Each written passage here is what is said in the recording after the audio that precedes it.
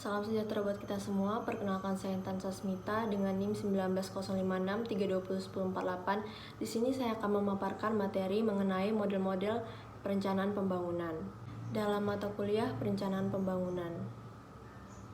Menurut Tadarus 1986 dalam buku Perencanaan Pembangunan, model dan metode perencanaan pembangunan ekonomi merupakan usaha secara sadar dari suatu organisasi pusat untuk mempengaruhi, mengarahkan, serta dalam beberapa hal bahkan mengendalikan perubahan dalam variabel-variabel ekonomi yang utama seperti PDB, konsumsi, investasi, dan lain-lain.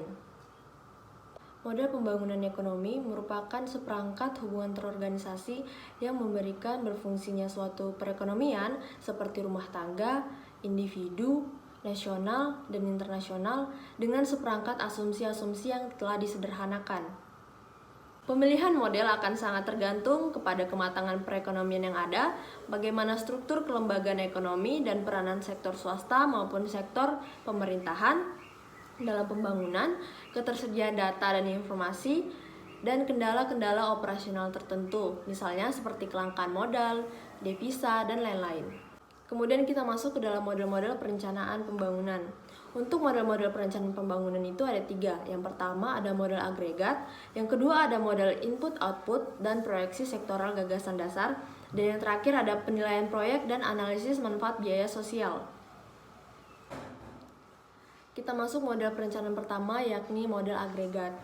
Tipe model perencanaan paling sederhana adalah model agregat yang berhubungan dengan perekonomian secara keseluruhan dan menyangkut komponen-komponen agregat seperti konsumsi, produksi, investasi, tabungan, ekspor-impor, dan lain-lain. Model ini biasanya digunakan untuk menentukan laju pertumbuhan PDB dengan asumsi yang telah disederhanakan.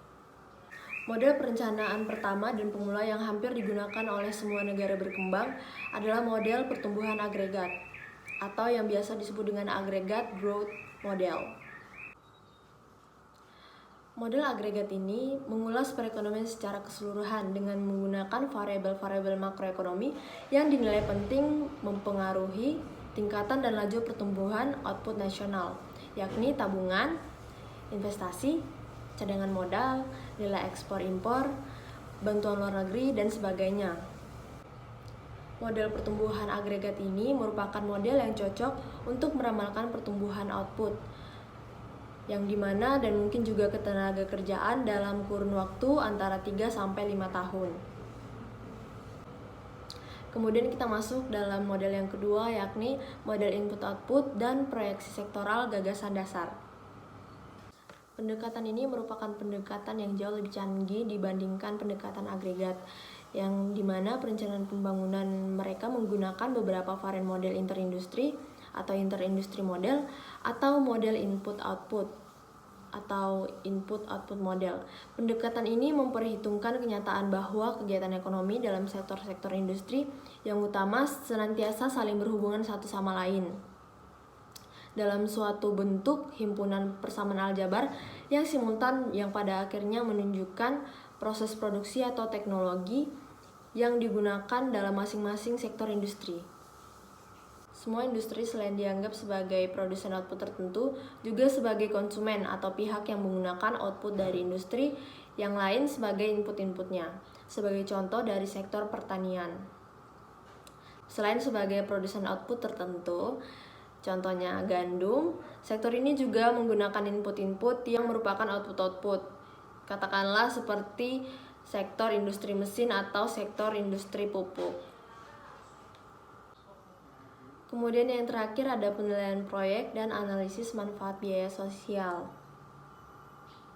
Meskipun lembaga perencanaan di negara-negara berkembang pada umumnya menggunakan output input sektoral yang telah disederhanakan, namun dalam kegiatan operasional sehari-harinya mereka lebih memperhatikan alokasi dana investasi pemerintah yang selalu terbatas berdasarkan teknik analisis makroekonomi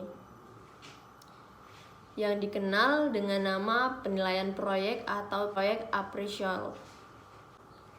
Namun hendaknya hubungan intelektual dan operasional antara 3 teknik perencanaan yang penting tersebut tidak diabaikan.